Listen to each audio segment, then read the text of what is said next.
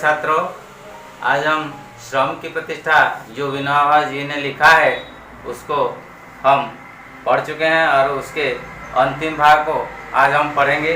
पृष्ठांकन 55 के अंतिम 2 अनुच्छेद को देखो। शरीर श्रम करने वाले को हम नीच मानते हैं, उसे किसी प्रकार की छुट्टियां नहीं देते। सफाई कर्मचारी को अगर एक दिन की छुट्टी दें तो सारा शहर गंदा हो जाए। इतना जो उपकारी है उसे हम नीचा मानते हैं।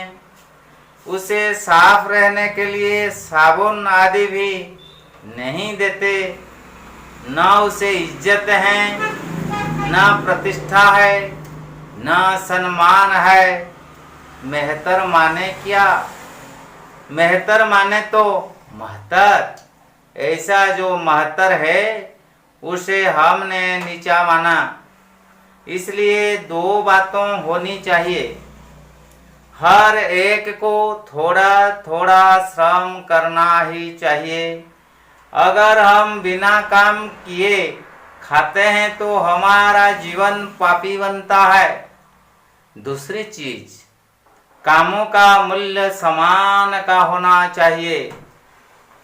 जब यह होगा तब श्रम की प्रतिष्ठा होगी। ठीक है। इसी प्रकार इसमें थोड़ा सा कुछ शब्द का अर्थ दिया गया है। तो ये गंदा का अर्थ मैला, गंदा का अर्थ मैला, प्रतिष्ठा का अर्थ मान मर्यादा, महत्तर माने झाड़ूदार, महत्तर का अर्थ श्रेष्ठ, बड़ा, महान जो है उसको महत्तर कहते हैं। जिसका गौरव है, जो श्रेष्ठ है, बड़ा है, जिसका सम्मान है। इज्जत का अर्थ सम्मान।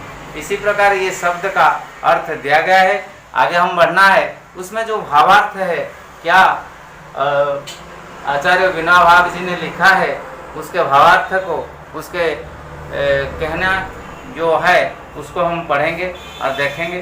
तो ध्यान से सुनो। शरीर श्रम करने वाले को हम नीचा मानते हैं। तो आजकल हम देखते हैं जो लोग काम करते हैं, जो लोग मजदूरी करते हैं, जो लोग मजदूर है, जो नीचा काम करते हैं, और जो लोग काम करते हैं, काम करने वाले को जो ऑफिसर है, जो सर्वेंट है, जो गवर्नमेंट नौकरी जो जिसने की है उसको नीचा मानते हैं। काम को कोई सम्मान नहीं देते हैं। काम करने वाले को हम मजदूर समझते हैं। इसी प्रकार नीच दृष्टि से हम उसको देखते हैं। तो ये देखना ठीक नहीं है, क्योंकि उसे किसी प्रकार की छुट्टियां नहीं देते, उसको हम नीचा मानते हैं। और जो शारीरिक काम करते हैं, जो मजदूरी करते हैं, जो खेत में काम करते हैं, जो जमीन में काम करते हैं, और जो रेलवे में है वो, और जो किसी कारखाना में काम करते हैं, किसी मजदूर को हम नीचा समझते हैं, उसको छुट्टी नहीं देते हैं। इसी प्रकार एक उदाहरण यहाँ पर है। सफाई कर्मचारी को अगर एक दिन भी छुट्टी दे दें तो क्या होता है? तो जो सफाई कर्मचारी है, जो साफ करते हैं, शहर में हो, गांव में हो, किसी जगह में हो, जो साफ सफाई करते हैं, ये लोगों को यदि हम एक दिन छुट्टी दे दें, यदि ये लोग एक दिन हड़ताल कर देते हैं, यदि ये लोग एक दिन काम को नहीं आते हैं तो सारा शहर मैला हो जाता है, गंदा से भर जाता है। तो इसी प्रकार तो जो शब्द आजकल हम देख रहे हैं शहर में, जहाँ गंदगी फैली रहती है, और जो जितने लोग काम करना है, सफाई काम जितने करना है, उतने लोग नहीं मिलते हैं। तो इसलिए सारा शहर गंदा हो जाता है। इतने जो उपकारी है, ये जो इतने साफ करते हैं, हमको साफ सुथरा रखते हैं, हमारा स्वास्थ्य के प्रति ध्यान देते हैं, तो इसी प्रकार लोगों को हम सम्मान देना चाहिए। ये इतना उपकार समाज में करता है, तो समाज में जो उपकार करते हैं, समाज का जो उपकारी व्यक्ति है उसको हम नीचा मान देते हैं, उसको हम छोटा मानते हैं, उसको हम सबसे न्यून मानते हैं, सबसे बुरा मानते हैं, उसको छूते नहीं। तो इसी प्रकार करना ठीक नहीं है। उसे साफ रहने के लिए साबुन आदि भी नहीं देते हैं। हमारे घर में कोई आकर तो लैट्रिन साफ करे या घर साफ करे तो कितना उपकार वह करता है, लेकिन ये लोग जो घर को जाता है, मैला होकर घर को जाता है, हम उसको थोड़े से साबुन भी नहीं देते हैं साफ रहने के लिए। उसको साफ रहने के लिए अपना हाथ कपड़ा साफ करने के लिए साबुन भी हम नहीं देते हैं। ना उसे इज्जत है, उसके पास इज्जत नहीं है। जो इसी प्रकार काम करता है उसको हम बुरा मानते हैं, छूते नहीं, उसको नीचा समझते हैं। तो इसी प्रकार करने वाले जो काम करते हैं उसको इज्जत नहीं है, उसका सम्मान नहीं है, उसका गौरव नहीं है, उसका मान मर्यादा नहीं है, तो उसके पास कुछ नहीं है, क्योंकि वह सबसे जो गंदगी को चीज़ों को वो छू लेता है, उसको हम कहते हैं ये नीचा हो गया है, ये बुरा हो गया है, ये अछूत है। तो इसी प्रकार हम मानते हैं। तो मेहतर माने क्या? मेहतर माने क्या? मेहतर का अर्थ झाड़ूदार माने क्या? जो झाड़ू करते हैं, जो साफ सफाई करते हैं, उसका माने क्या? मेहतर का माने क्या है? मेहतर का माने यह है कि महतर वह श्रेष्ठ है, बड़ा है, महान है। महतर का अर्थ श्रेष्ठ, महान, बड़ा, गौरवशाली व्यक्ति जो है। इसको इसी प्रकार जो साफ सफाई करते हैं उसको महान कहा गया है।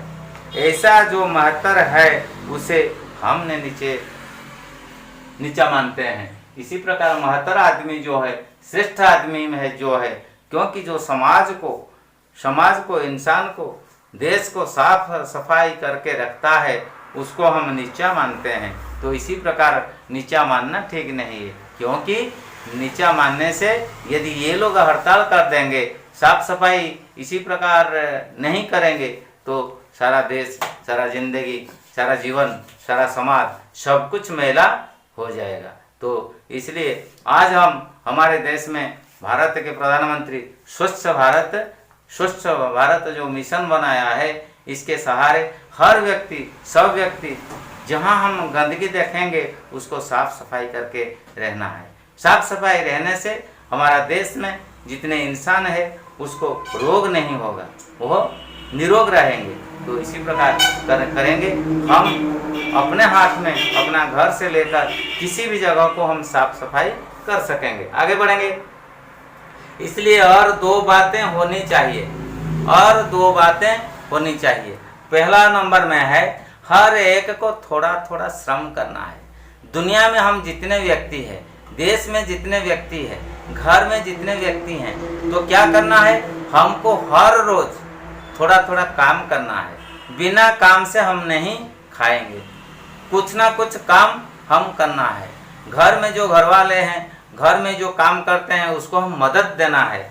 तो इसी प्रकार सभी व्यक्ति को जिसके हाथ में जिस प्रकार काम हो सकता है, ये व्यक्ति उसी प्रकार काम में अपना हाथ लगाना है, थोड़ा सा काम अवश्य करना है। तो अगर हम बिना काम किए, यदि हम घर में कुछ काम नहीं करेंगे, ऑफिस में कुछ काम नहीं करेंगे, कारखाना में कुछ काम नहीं करेंगे, सिर्फ हम दस्तखत करके चले आते हैं, तो लाभ नहीं होगा। तो इसलिए यदि बिना बिना काम से हम खाते हैं तो हमारा जीवन पापी बन जाता है, हमारा जीवन पापी बन जाता है। तो ये हमारा शरीर पाप से पूर्ण हो जाता है। तो पाप से जिसका शरीर पूर्ण हो जाता है वह पापी बन जाता है। तो इसलिए हम पापी से पुण्य श्लोक बनने के लिए हर रोज थोड़ा ही काम अवश्य करना है, और इसी से हमारा समाज में, परिवार में, देश का उन्नति जरूर होगी।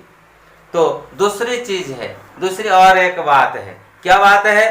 कामों का मूल्य समान होना चाहिए। जो जिस प्रकार काम करता है, वह मेहतर हो, ऑफिसर हो, नौकर हो, चाकर हो, और टीचर हो, प्रोफेसर हो, जो कोई भी हो, जो पेमेंट उसको मिलता है, जो तनख्वाह उसको मिलता है, उसमें ज़्यादा फर्क नहीं होना चाहिए।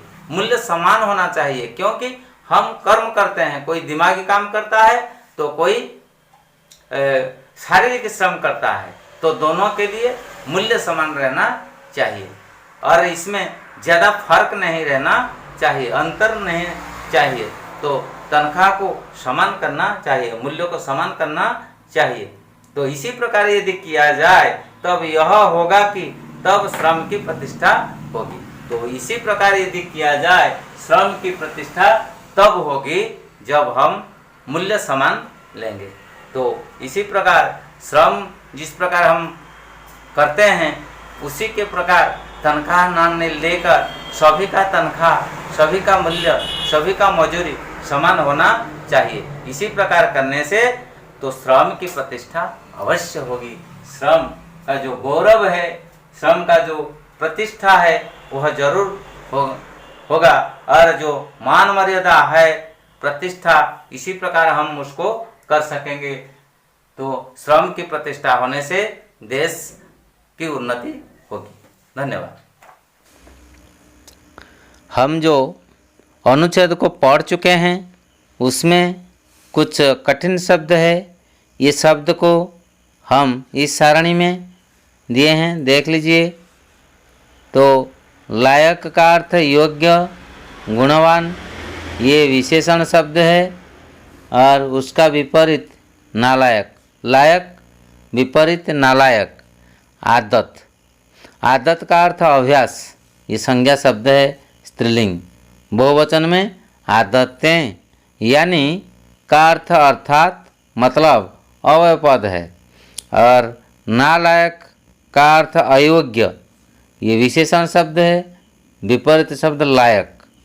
जूठी, खाने के बाद बचा हुआ अंश, जो खाने के बाद कुछ पड़े रहते हैं उसको जूठी कहते हैं। ये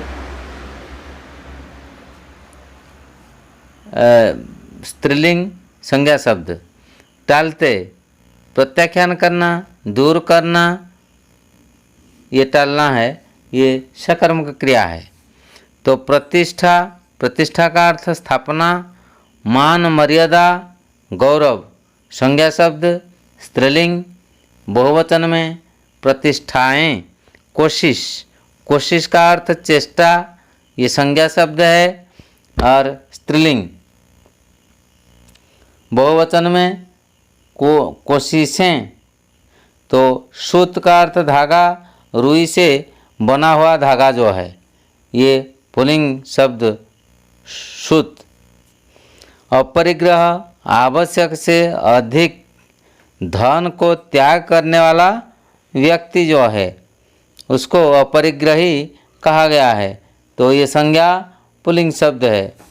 तो कायम, कायम का अर्थ स्थापित, निर्धारित, जारी रखना, ये विशेषण शब्द है। तो ठीक है, और ये भी अव्यय पद भी है, कायम विशेषण अव्यय पद भी है। तो इसी प्रकार ये जो दिया गया है शब्द का व्याकरण की स्थिति क्या है और उसका अर्थ को बार बार वीडियो को देखकर समझ लेना है और उसके बाद हम आगे बढ़ेंगे। और जो अभ्यास प्रश्न है उसको भी हम बार बार कोशिश करना है और देखना है और लिखना है। इसी प्रकार करने से परीक्षा में आने वाले जो प्रश्न है ये प्रश्न को आसानी से हम हल कर सकेंगे।